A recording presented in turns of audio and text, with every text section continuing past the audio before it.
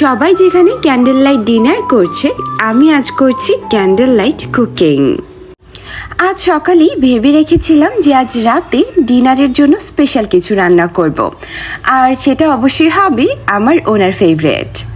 সেই অনুযায়ী সন্ধ্যের পরে এর প্রিপারেশনও নেওয়া হয়ে গিয়েছিল। আজ রান্নার মেনুতে ছিল পায়া মানে নেহারি আর পরোটা।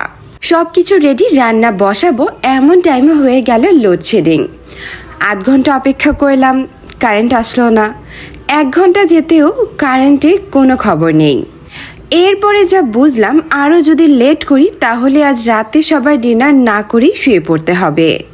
এখন তা তো আর হতে দেওয়া যায় না, তাই মোমবাতি জ্বালিয়েই রান্না শুরু করে দিলাম।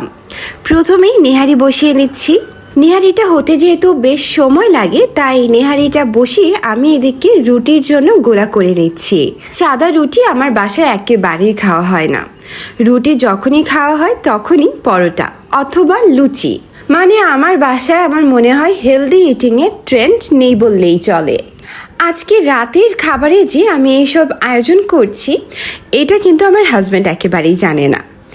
ওনার ফেভারিট 2টা জিনিস, পরোটা সাথে নেহারি। নেহারি বলতে উনি পাগল। খুব ভালো করেই জানি ডিনার দেখে ওনার মুখে যে হাসিটা আসবে, তাই যে গরমে কষ্ট করে রান্না বান্না করছি এই সব কিছু পুষিয়ে দেবে। আজ ভাবছি রাতে যদি কারেন্টটা নাই আসে তাহলে কিন্তু ক্যান্ডেল লাইট কুকিংয়ের পাশাপাশি ক্যান্ডেল লাইট ডিনারটাও হয়ে যাবে। আমার এদিকে এক চুলায় নেহারি বসানো আছে, নেহারি রান্না হচ্ছে, আর এই চুলোয় আমি রুটিগুলো ভেজে নিচ্ছি, কারণ অলমোস্ট ওনার আসার টাইম হয়ে গিয়েছে। জাস্ট ভাবেন আমাদের দেশের ইলেকট্রিসিটির অবস্থা। প্রায় 4 ঘন্টা হতে চলেছে কারেন্ট নেই। এর উপরে গরমটা কি পরিমাণে পড়েছে তা তো আপনারা অবশ্যই জানেন। আসলে এগুলো বলে লাভ নেই, আমাদের এইসব সমস্যা হয়তো দূর হওয়ার না।